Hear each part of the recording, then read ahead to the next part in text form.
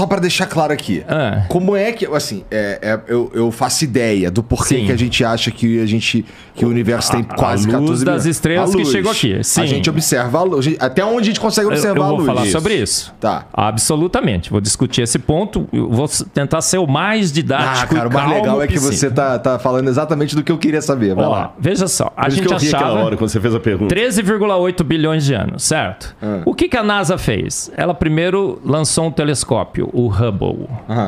O Hubble foi detonador do processo lento, gradual e sucessivo. Vou te explicar. O Hubble foi lançado, eu assisto os programas do Sacani.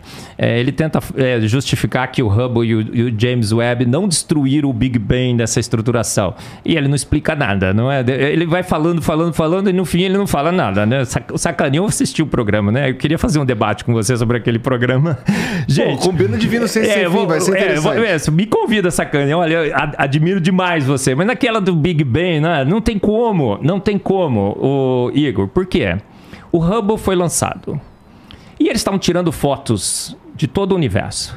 O diretor do programa Hubble, Robert Williams, fez uma insanidade, uma loucura total. Ele, como diretor do programa, ele tinha 100 horas para tirar foto do que ele quisesse. Ele podia ficar famosíssimo, publicar artigos na Science, na Nature. Tá te incomodando, Rodrigo? Porque de jeito nenhum. Tá bom. Beleza. Sabe o que ele fez, Igor? Ele falou assim, aponta para um ponto escuro do universo. Eu quero tirar 100 horas de uma foto de um ponto escuro do universo. Porque eu quero ir o mais profundamente possível. Eu quero chegar com esse telescópio aonde esse telescópio pode chegar no seu máximo, no passado. Tá. Aí os amigos dele falaram assim, ô Robert, ô Bob, você vai perder seu tempo, são 100 horas extremamente perigosas, tem toda a história, eu falo isso nas minhas palestras. Aí ele falou assim, não, vou pagar para ver. Uma insanidade. Por quê? Porque no modelo do Big Bang, naquele período, é a idade das trevas. Era uma era de trevas. E não enxergaria nada, a foto viria negra, preta, sem luz. Aí o que acontece com a foto? Ele falou, manda ver que eu quero ver. A foto mais espetacular da história da ciência. Gente, procura o Hubble Deep Field. Será que não acha fácil no Google? Procura aí, Hubble Deep Field. Nós vamos mostrar aqui a foto mais espetacular da história da ciência, porque aonde não deveria existir absolutamente nada, vieram mais de 3.000 galáxias. Hubble Deep Field, essa daí mesmo, a terceira acho que é a mais bonitinha, isso. Essa, sem dúvida nenhuma, tá com baixa resolução, ele vai procurar. Vou achar uma boa. Isso. É a foto mais espetacular da história da ciência, eu não tenho dúvidas sobre isso, porque ela mostra um universo absolutamente pronto há 13 bilhões de anos, aonde não deveria existir universo nenhum.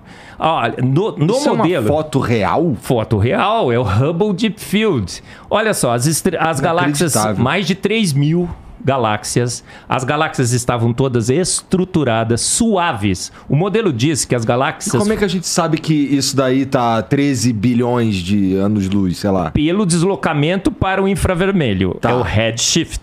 Tá bom? Depois eu vou explicar isso. É muito legal.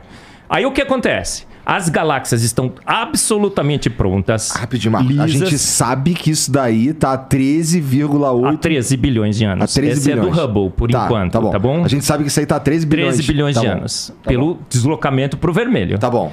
Se esses 13 bilhões de anos são 13 bilhões de anos mesmo, eu vou discutir depois, tá bom? Tá bom. Então foram lá e falaram, cara, não pode. As galáxias estão prontas, as estrelas estão todas coloridas. E o modelo de formação de estrela começa com uma estrela azul, depois passa para branca, depois para amarela, laranja, depois tem uma estrela de nêutrons. Não pode. Olha, as galáxias estão aí, você expande as galáxias, as estrelas estão todas coloridas lá. Gente, isso acabou com o modelo. Aí eles falaram assim, não, sabe qual foi o problema? É que a gente foi só há 13 bilhões de anos. A gente tem que ir um pouco mais profundamente. O que o James Webb foi montado? O James Webb foi montado, e o Sacani não fala sobre isso, mas o James Webb foi montado com um detector de infravermelho para se aprofundar ainda mais no universo. Porque eles falaram assim, pegamos essas galáxias porque a gente errou um pouquinho nos cálculos. Mas se a gente for mais profundamente, não vai ter galáxia nenhuma. Aí tiraram a foto com o James Webb. Agora é o James Webb Deep Field. Se vocês acharem aí, coloca. O que vai acontecer, Igor? Olha, eu lembro que eu chorei, tá? Meio chorão. É russo, mas é chorão também. Cara, quando eu vi aquilo, eu chorei. Sem vodka, né? Eu chorei. Sabe por que eu chorei? Porque o universo veio há 13,6 bilhões de anos. Ou seja, apenas 200 milhões de anos. O universo está extremamente jovem na sua maternidade. O universo veio exatamente como o Hubble já tinha mostrado. Todo estruturado, as galáxias lisas, as suaves, o tamanho das galáxias... Isso aí? Pode... Isso aqui era para ser na Idade das Trevas, do modelo. O universo está absolutamente pronto. As galáxias estão... Olha, o grande achado do James Webb é que as galáxias apareceram pequenas na foto. Se o universo estivesse se expandindo há 13,8 bilhões de anos, como eles dizem que o universo está se expandindo, o efeito da expansão teria aumentado o tamanho dessas galáxias. Agora, o efeito da distância diz que essa galáxia deveria parecer pequena. Elas apareceram pequenas como a distância só deveria influenciar. Então não tem efeito de expansão nessas fotos. Foi um desastre, foi um pânico, foi um terremoto para a teoria de estruturação lenta, gradual e sucessiva do universo. Aí o pessoal que defende que o James Webb não acabou com o Big Bang disse assim, não acabou com o Big Bang. Acabou só com o modelo de formação de estrelas, acabou só com o modelo de formação de galáxias, acabou só com o modelo de formação de planetas, acabou só com o modelo de formação de asteroides e de quasares. Sobrou o que do universo? Eu brinco, foi um tsunami que passou pela... Ou quasares? Quasares, obrigado. É que ele é russo. É russo. Eu tô tão emocionado com a foto, porque eu fiquei mesmo, gente. É que, veja só... Passou um terremoto, acabou com um tsunami, destruiu a casa. Mas pelo menos eu tenho um terreno que eu posso reconstruir. Aí, olha, os cosmólogos estão back to the drawing board. Conhece esse termo em inglês? Eles estão de volta à prancheta. Não acabou com o modelo, eu só tenho que reconstruir todos os meus modelos. Agora, faz sentido? Não faz. Se o universo estivesse pronto há 13,8 bilhões de anos, hoje, como você falou muito bem, o Sol já estaria desgastado, as estrelas estariam totalmente já gastas na sua energia. A gente teria um universo muito, muito mais velho do que a gente vê aqui. Então, o que significa? O universo foi feito pronto há poucos anos atrás, milhares, não milhões. As estrelas estão a 13,8 bilhões de anos-luz afastadas da Terra? Estão. Mas isso é a distância, não é a idade. A luz das estrelas não está nos dando a idade dessas estrelas, só está dando a distância. Algum efeito aconteceu que fez com que essa distância não se transformasse em idade. Qual foi o efeito? Deus disse, haja universo, e houve universo. Com as suas virtudes que excedem as forças naturais, Deus criou um universo pronto com 13,8 bilhões de anos de distância que a gente enxerga a luz agora, naturalmente. É tentar explicar o sobrenatural de Deus com forças naturais que fez o homem achar que o universo era antigo, que o Big Bang estava certo. A Bíblia, de novo, venceu. Deixa eu te provocar, então. Isso daqui é uma foto de 13,6 bilhões de anos-luz de distância. De distância. Não de idade. Ok. Isso, pelo que você está dizendo, indica que é impossível que o universo que tenha acontecido o Big Bang há 13,8 bilhões de anos atrás. Sim. E se fosse 30 bilhões de anos atrás? Aí que está o problema. Se ficar, o bicho pega, come, se correr o bicho pega. Se você joga 30 bilhões de anos atrás, aí que o universo já estaria totalmente envelhecido agora. Não dá pra você jogar... No outro dia eu tava num grupo de... O pessoal tava discutindo, criacionistas, hein? Porque tem muito crente big banguista, Deixa eu fazer uma pergunta idiota rapidinho, Marcos. Sim, claro. Estrelas surgem ainda? Esse é outra grande falácia. Eles dizem assim, nebulosas são grandes maternidades de estrelas, temos milhões e milhões de estrelas formando lá.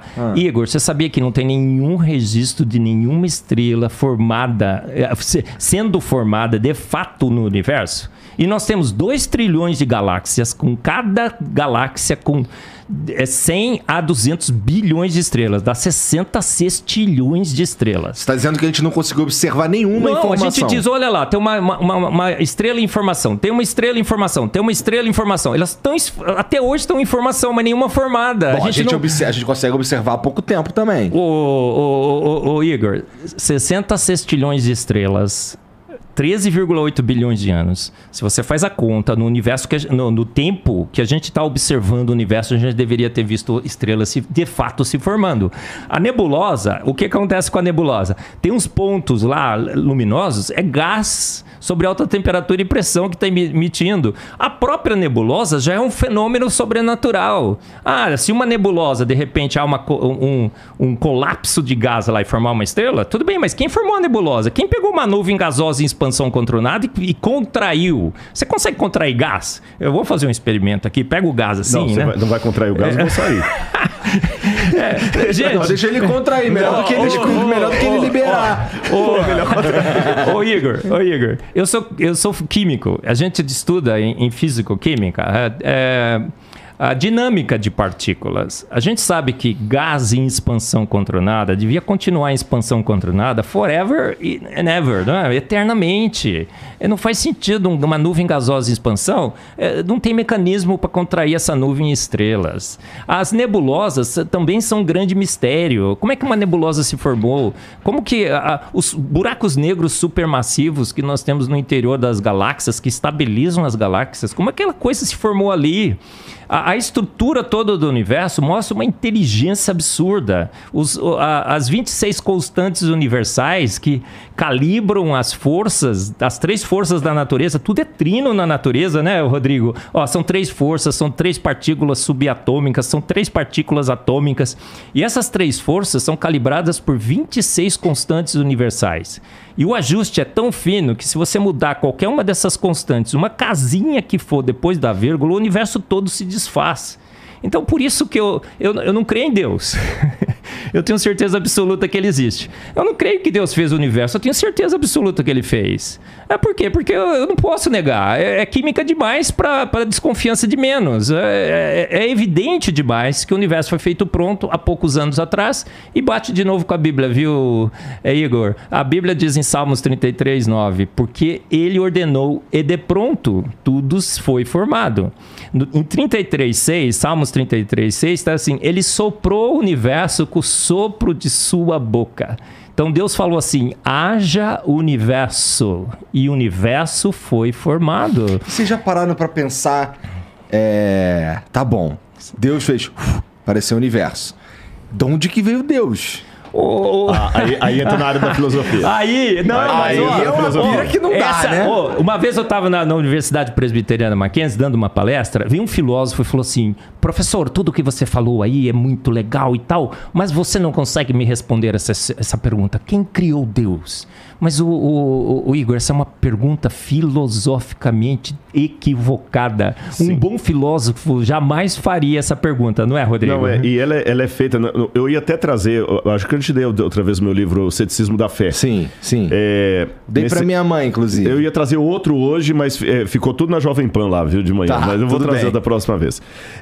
Aí entra na área da filosofia. Permita-me falar o nome Big Bang aqui para me referir apenas ao start inicial do universo. Claro. Sem entrar nos pressupostos químicos e físicos que não é minha área. O que havia antes do Big Bang? Ou seja, desse start inicial? O nada. É o nada absoluto. Porque um ponto de comum acordo entre ateus e design inteligente, eu acho que qualquer um concordaria comigo nesse sentido, é o seguinte. Antes do ponto inicial do Big Bang, não havia gravidade, não havia tempo, não havia espaço. Não tinha nada. Não tinha nada. Era o nada absoluto. Tá certo? Mas aí vamos partir de uma questão filosófica que é repetida por vários, desde Parmênides na Grécia Antiga, que os latinos traduziram como ex nihilo nihil fit. Do nada, nada se faz. Se não havia nada, por que hoje há algo ao invés de nada? Então, é mais lógico supor que havia algo. Agora, esse algo que havia...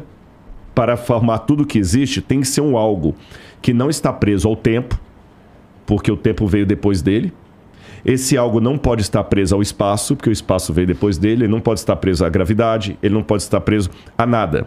Então tem que ser um algo que seja, no sentido do nosso tempo, atemporal, não que ele não tenha um tempo próprio dele, mas esse tempo aqui teve um começo, então ele tem que existir antes, então ele não pode ser temporal, ele não pode ser espacial, porque o espaço não existia, ele não pode ter começo, porque ele começou todas as coisas. Então tem que ser, seja lá o ET que fez tudo isso, ele tem que ter essas qualidades. Ele tem que ser um ser dotado de vontade, porque ele resolveu fazer tudo. Ele tem que ser um ser dotado de design, porque ele criou coisas com desígnio. Ele tem que ser um ser dotado de inteligência, porque ele criou com inteligência. Esse ser, então, não pode ter sido criado por nada, porque se ele foi criado por nada, a única coisa que eu faço do ponto de vista filosófico é deslocar a pergunta mais para trás. Uhum.